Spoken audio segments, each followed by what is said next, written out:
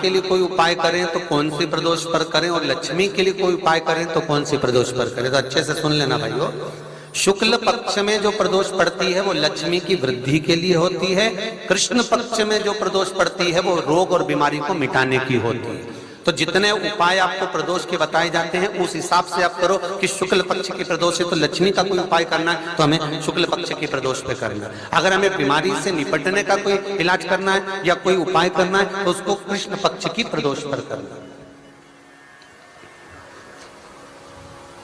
अब शुक्ल पक्ष की प्रदोष, उसकी प्रदोष का दिन था, बैठा हुआ था।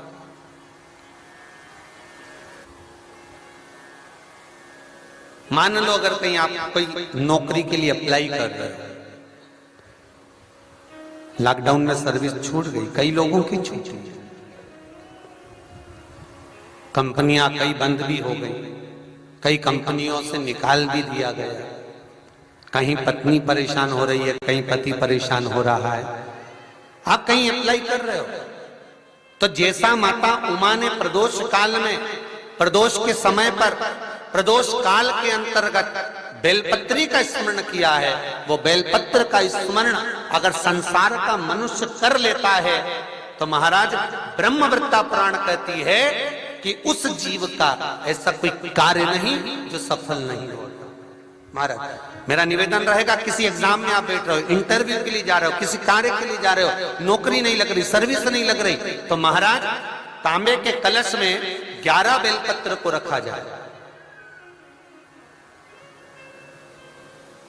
और तांबे के कलश में 11 बेलपत्र रखकर उसमें 11 सफेद पुष्प को डाला जाए।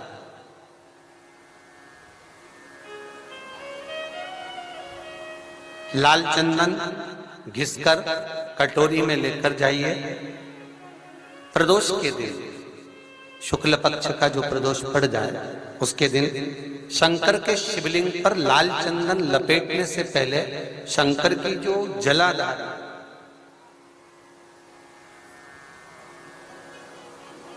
महाराज ये शिवलिंग है, ये शिवलिंग है और ये पूरी गोल और ये चरण, ये जलाधार, ठीक है। आपको पहले भी कहा है शंकर जी की पूरी जलाधारी में शंकर जी का संपूर्ण परिवार है। राइट जो चरण है जहां से पानी नीचे गिरता है वो गणेश जी का स्थान है, लेफ्ट कार्तिकेय जी का स्थान है, बीच में जो एक मोटी सी लाइन है वो अशोक सुंदरी का स्थान है। जहां पर शिवलिंग रखा हुआ है ये माता जगत जननी जगदम्बा का हस्त कमल है। शंकर भगवान को मां अपने हस्त कमल पर रखी हुई है। ऊपर से जो बूंद बूंद पानी जलाधारी से नीचे गिर रहा है ये शंकर भगवान की 5 लड़कियां हैं, जया, विषहरा, सामरीबारी, दोतली और देव। ये ऊपर से बूंद बूंद जल क्रीड़ा शंकर जी के साथ में करती है। शंकर भगवान का संपूर्ण परिवार जलाधारी में विराजमान है। शिव महापुराण कहती है, माता उमा का चरित्र कहता है, कोई एग्जाम में बैठ रहे हो, कोई कंपटीशन एग्जाम में बैठ रहे हो और चाहते हो कि मेरी नौकरी इसमें लगना ही चाहिए तो लाल चंदन का लेपन आपको इस पूरी जलाधारी पर करना है। लाल चंदन का लेपन पूरी जलाधारी पर करना। और महाराज जी जिस कलश में आपने घर से 11 बेलपत्र और 11 सफेद पुष्प जल के अंदर डालकर लाए हो उसको आप चढ़ाएंगे तो इस तरह से चढ़ाएंगे कि उसका भाग हमें दिखे चढ़ते समय। ऐसे नहीं चढ़ाना, उसको चढ़ाते समय इस तरह से चढ़ाएं कि वो जल का भाग हमारी ओर गिरता हुआ।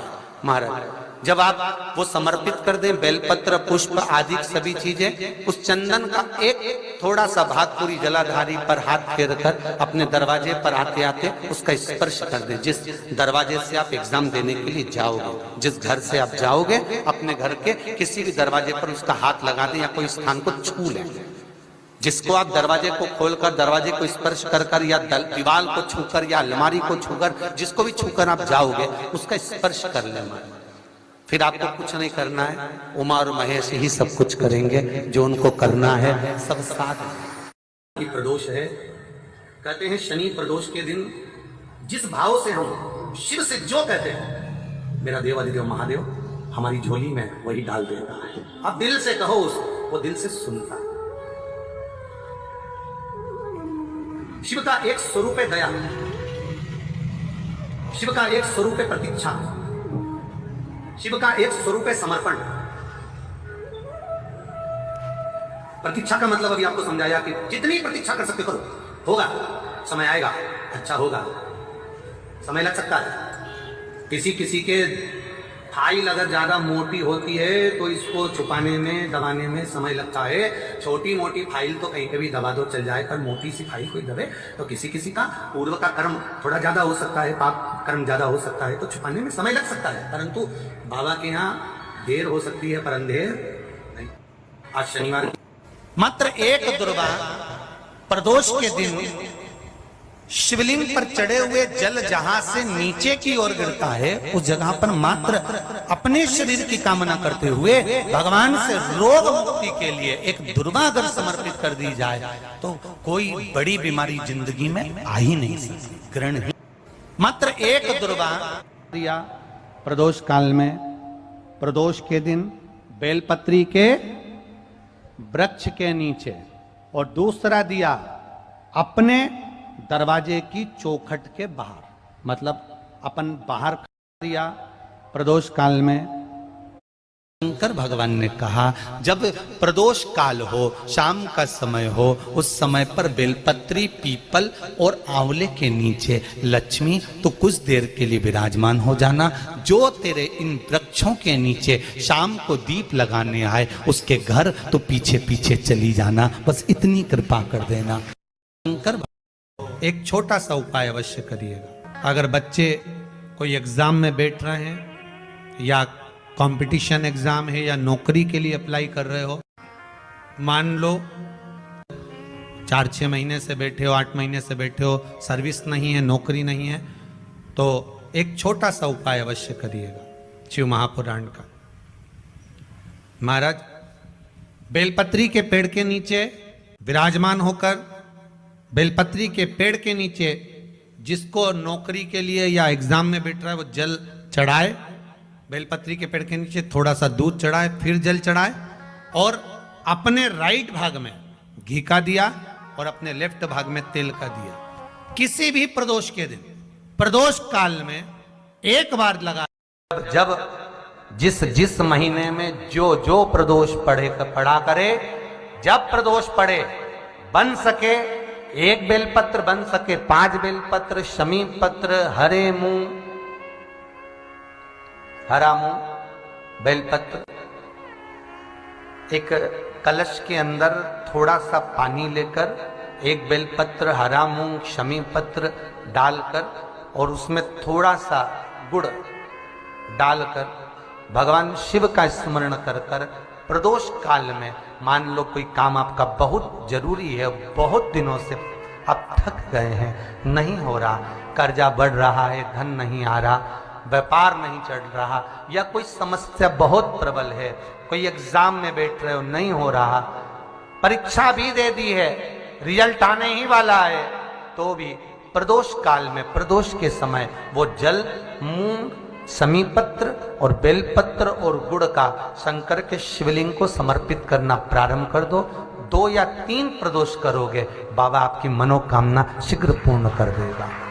2 या 3 करोगे, बाबा करेगा। इन्हें बेलपत्र के वृक्ष के नीचे साधना करना प्रारंभ करें। जैसे ही मां लक्ष्मी ने बेलपत्र के वृक्ष के नीचे साधना करना प्रारंभ करा तो देवाधिदेव महादेव कुछ ही समय में, प्रदोष काल के समय पर लक्ष्मी जी के सामने शंकर भगवान प्रकट हुए। शिव जी ने पूछा, लक्ष्मी तुम्हें क्या चाहिए? लक्ष्मी जी कहती हैं, मेरी यह अश्व की योनि है, मुझे अश्वी बनना पड़ा, घोड़ी बनना पड़ा, इस अश्व की योनि से मैं मुक्त हूं। पर प्रभु, इस अश्व की योनि से मुक्त तो हूं, पर मेरे प्रभु ने मुझे घोड़ी बनाया है, अश्व बनाया है, मैं चाहती हूं मेरे नारायण मुझे इसी घोड़ी की योनि में, अश्वी की योनि में प्राप्त करें। इस घोड़ी की योनि में, इस अश्वी की योनि में मेरे स्वामी, मेरे नारायण मुझे प्राप्त। ठीक है। भगवान भोलेनाथ जी ने कहा आप चिंता ना करें, जिस प्रदोष काल में आप बेलपत्री के वृक्ष के नीचे आती हो, दुनिया का कितना भी दरिद्र व्यक्ति हो, चाहे दुनिया का कोई व्यक्ति ऐसा हो जिसका कभी व्यापार चलता ही नहीं हो, उसने 50 बार बदल के देख लिया, फैक्ट्री चली नहीं रही, जिस काम को करने के लिए जाते हैं वो काम टल जाता है, आज की जगह कल, कल की जगह परसों, परसों की जगह नरसों, काम होता ही नहीं। बेटा बेटी का संबंध करने जा रहे हैं पर हो ही नहीं रहा।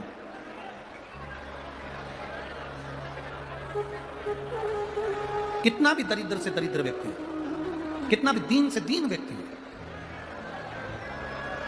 एक नियम वो अगर अपनी जिंदगी में बना ले, प्रदोष काल में, प्रदोष के समय पर बेलपत्री के वृक्ष के नीचे एक बार जाकर नमन करना, और प्रदोष काल में शंकर भगवान के मंदिर में दिया लगाना, ये 2 चीजें अगर वो 3 महीना भी लगातार कर ले तो उसके जीवन में कभी कोई समस्या आ ही नहीं सकती, कोई दुख आ ही नहीं सकता।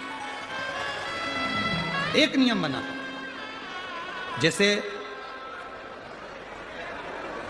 जिस नारी को, जिस पुरुष को, जिस बच्चे को, जिस बड़े को चर्म रोग हो जाता है, चमड़ी सफेद पड़ने लगती है, जब चमड़ी सफेद पड़ने लगती है, चर्म रोग जैसा जब हो जाता है या चर्म रोग उसको घेरने लगता है, चमड़ी जब सफेद पड़ने लगे या चमड़ी काली पड़ने लगे, या चर्म रोग सोराइसिस जैसी बीमारी तक के लिए है।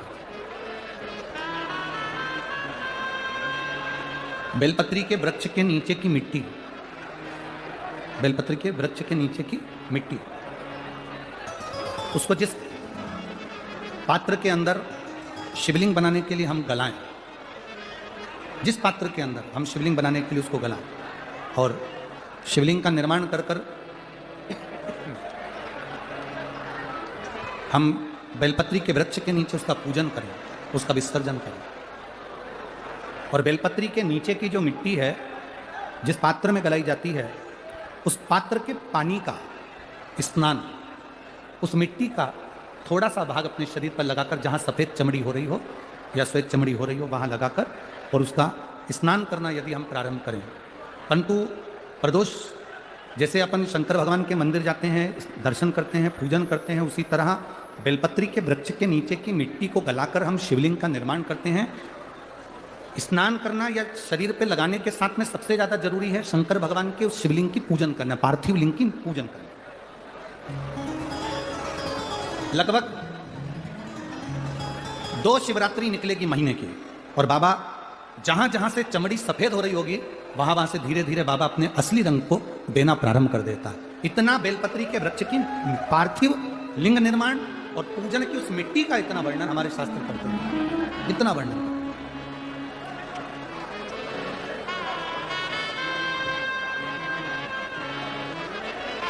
शिव कथा कर रहे, शिव महापुराण की कथा वर्णन कर रहे। स्वयं भगवान देवादिदेव महादेव ने नारायण से जाकर प्रार्थना करी, स्वयं भगवान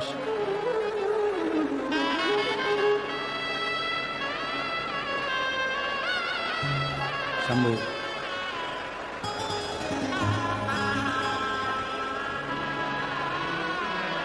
स्वयं भगवान शंकर ने नारायण से जाकर प्रार्थना करी कि माता लक्ष्मी आपके लिए तप साधना कर रही हैं, आप उनको जाकर दर्शन दीजिए। भगवान नारायण शिवजी के कहने पर जाने लगे,